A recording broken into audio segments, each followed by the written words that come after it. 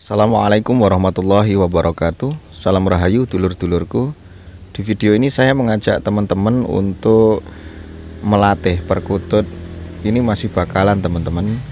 Jadi saya memelihara perkutut yang ada di hadapan kita ini kurang lebih sekitar 5 bulan teman-teman. Saya merawat perkutut ini. Nah, di video ini saya akan berbagi mengenai pengalaman atau cara saya, metode saya supaya perkutut ini nantinya yang saya harapkan bisa manggung atau bunyi walaupun dekat dengan saya. Nah, jadi ini adalah metode saya. Mudah-mudahan ini juga bisa menjadi inspirasi atau tambahan referensi untuk teman-teman yang menginginkan perkututnya supaya bisa manggung di dekatnya. Jadi misalkan teman-teman hobi ngopi, hobi ngeteh ini kan, ini bisa menemani teman-teman ketika sedang menikmati secangkir kopi dan secangkir teh teman-teman. Jadi tahapan awal supaya bisa seperti itu yang saya lakukan adalah proses penjinaan teman-teman. Ini sebenarnya sudah sering saya sampaikan di beberapa video saya.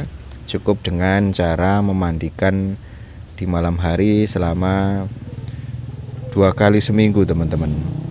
Nah, kemudian kalau sudah sampai pada tahap tidak giras lagi dan kemudian diuji coba seperti yang ada di hadapan teman-teman sekalian ini, perkututnya sudah mulai bisa tenang berada di dekat kita.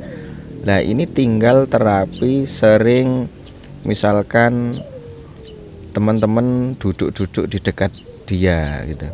Misalkan kalau teman-teman bekerja ya waktu luangnya dalam satu hari itu jam berapa kan, itu diusahakan rutin berada di dekat teman-teman sambil dimasteri teman-teman. Bisa dengan kalau teman-teman sudah punya perkutut masteran ya itu lebih bagus, atau mungkin kalau belum punya ya solusinya bisa pakai MP3 teman-teman ya. Bisa mendengarkan sambil mendengarkan MP3, perkututnya ditaruh di dekat teman-teman dalam kondisi perkutut yang sudah semacam sampelnya di hadapan kita ini. Insya Allah waktu demi waktu harapan kita untuk supaya perkutut ini bisa manggung di dekat kita ini bisa terwujud teman-teman. Kemudian patut menjadi catatan bersama teman-teman, jangan terlalu sering dipegang ya teman-teman. Kalau perkutut sudah dalam kondisi yang seperti di hadapan kita ini, jangan terlalu sering dipegang. Kenapa demikian? Karena menurut saya nanti kalau terlalu jinak, nanti dia manggungnya malah tergantung ketika dia ini ada interaksi dengan manusia. Misalkan semacam perkutut yang disetting atau dididik untuk cetekan ini, ada ketergantungan naluri. Kalau manggung tidak diceteki ya dia kurang bisa los manggungnya.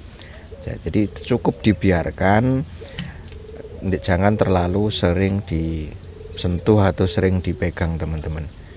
Hal ini bermanfaat supaya naluri dia untuk manggung ini tetap sebagaimana perkutut pada umumnya, yaitu yang pertama bisa jadi karena manggungnya ini merespon perkutut lain yang sedang manggung itu.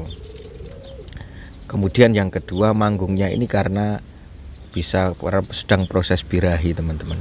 Jadi setidaknya perkutut manggung ini kan karena ada dua hal tersebut. Kalau tidak karena nyaut dari anggungan perkutut yang lainnya, bisa jadi manggungnya tersebut kan karena perkutut tersebut sedang birahi teman-teman.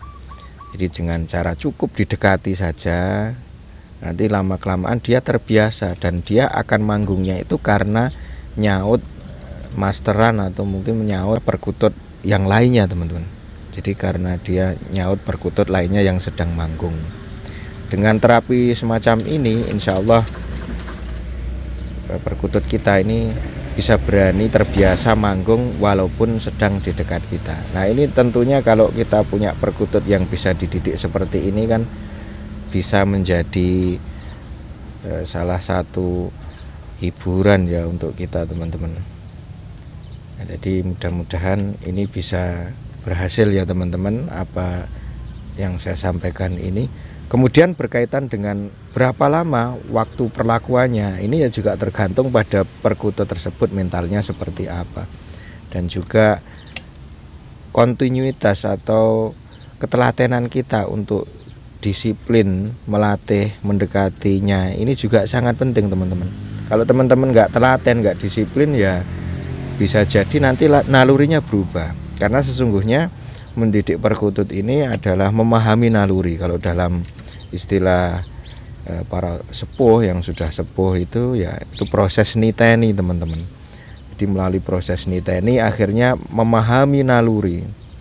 Dengan proses memahami kebiasaan dia, maka kita akan memahami naluri. Nah, ini teman-teman yang bisa saya sampaikan, sharing perawatan perkutut untuk perkutut yang kita didik supaya bisa manggung berada di dekat kita. Mudah-mudahan bermanfaat. Assalamualaikum warahmatullahi wabarakatuh.